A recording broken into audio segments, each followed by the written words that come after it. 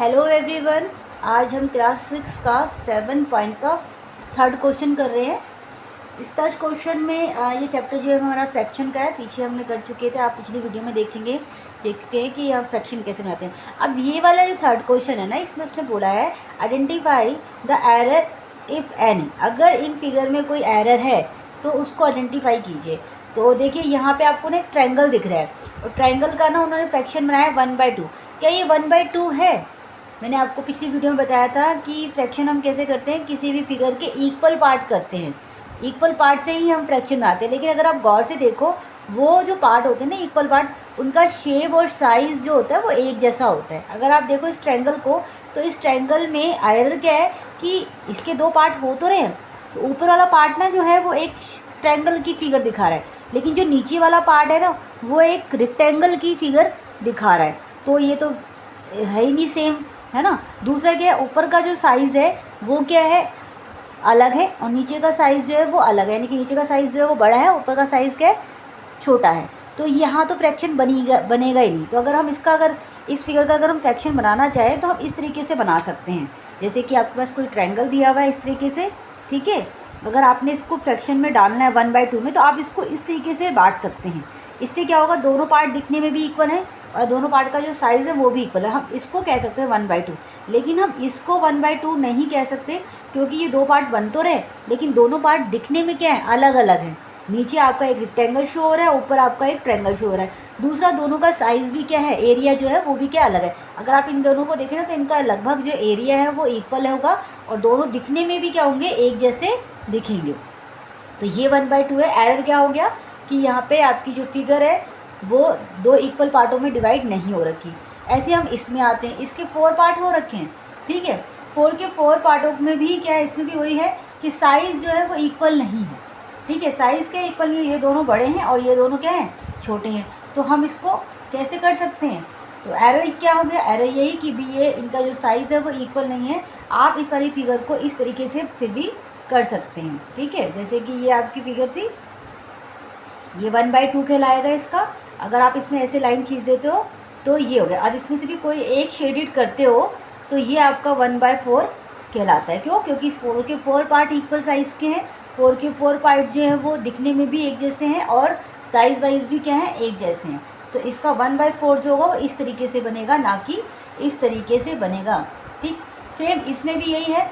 इसके भी 4 पार्ट तो हैं, लेकिन चारों पार्टों का जो साइज़ है वो क्या है, अलग अलग है, ठीक है। ये बहुत छोटा है, ये बड़ा है, ये और बड़ा है। तो इसमें साइज़ जो है वो अलग अलग हैं। आप किसी भी फिगर के अगर फ्रैक्शन में डालते हो तो उसके जितने भी आप पार्ट करते हो वो सारे पार्ट दिखने में और साइज़ में क्या होने चाहिए, एक जैसे होने चाहिए, तभी वो फ्रैक्शन। तो ये भी आपका 3/4 जो है वो गलत है, ठीक है ना।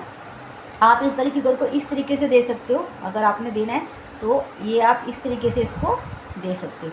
चारों के चारों पार्ट दिखने में भी एक जैसे। अब 3/4 अगर आपने बनाना है तो ये इस तरीके से बनेगा। इसके 3 पार्ट्स को क्या कर दोगे आप, शेडेड कर दोगे, तो ये 3/4 होगा इस तरीके से।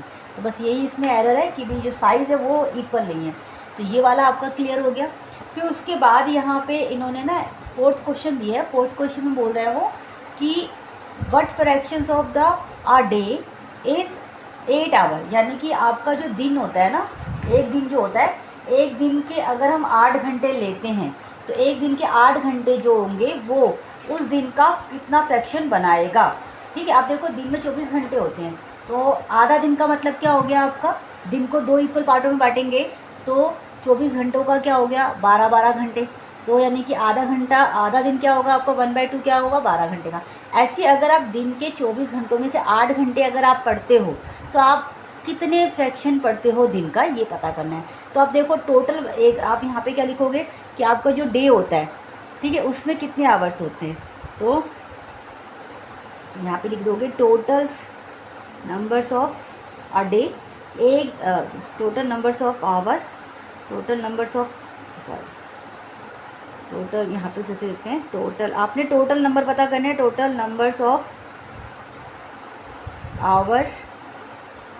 Hours in a day, in a day, यानी कि एक दिन में कितने घंटे होते हैं।